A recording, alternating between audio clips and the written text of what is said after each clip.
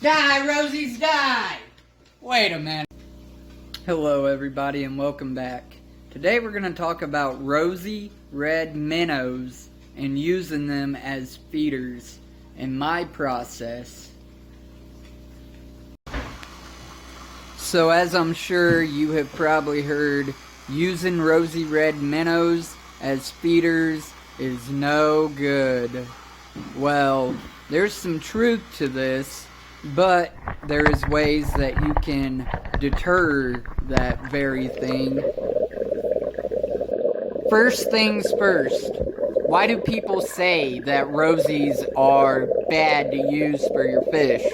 Well, typically they can be full of parasites and diseases.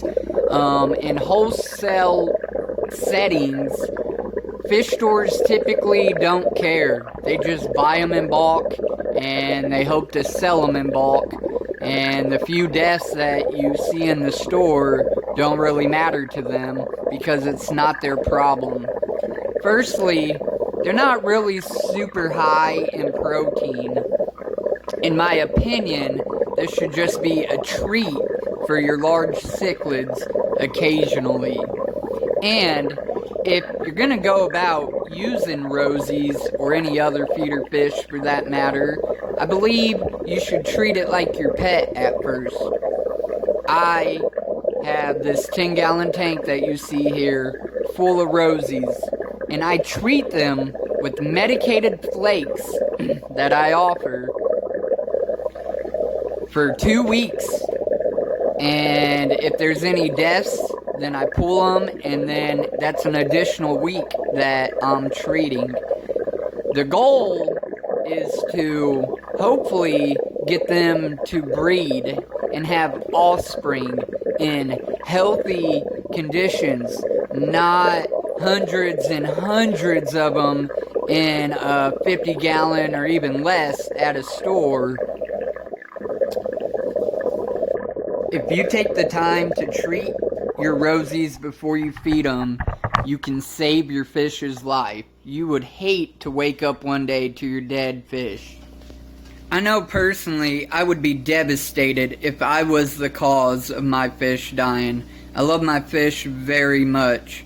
Now, I would like to mention real quick, there are alternatives. Feeder guppies are probably a lot safer and healthier for your fish. Again, I still would treat them to make sure that they ain't got no worms or parasites or anything like that that they could potentially pass on to your fish. Obviously, no fish in an aquarium needs to eat another live fish. It's just facts. And you'll say, well, Shawn, they do it in the wild. Yeah, but in the wild, they don't have somebody that can feed them pellets or sticks or, whatever the case may be. That's a natural instinct. When we bring these creatures into our homes, you kind of take that wild out of them. So, if you're going to, I suggest that you treat the fish that you're going to feed to your fish. Otherwise, just stick with some pellets or flakes or whatever the case may be. And I know some people will be like, oh, but I have this gar and he refuses to eat anything but live food. I call bullcrap, because if you look back here in this tank, you see that dude right there? He was the same way at first. And what did I do? I just didn't feed live food for like a week and a half, 2 weeks. And then I fed the rest of my fish their pellets and sticks, and I was stoked to watch him go after a stick. So, all fish will primarily eat pellets. However, if you are a bit sadistic or just enjoy watching them eat live feeders, because it really is a cool experience watching them chase them around the tank, I only ask that you make sure you know what you are feeding your fish. Take care of the feeders that you are gonna feed to your fish, so you know where they came from, what their conditions are, if you noticed any parasites, sunken bellies, etc. And if that's the case, don't feed those to your fish, because you're taking the chance of, contaminating your other fish that you actually care about.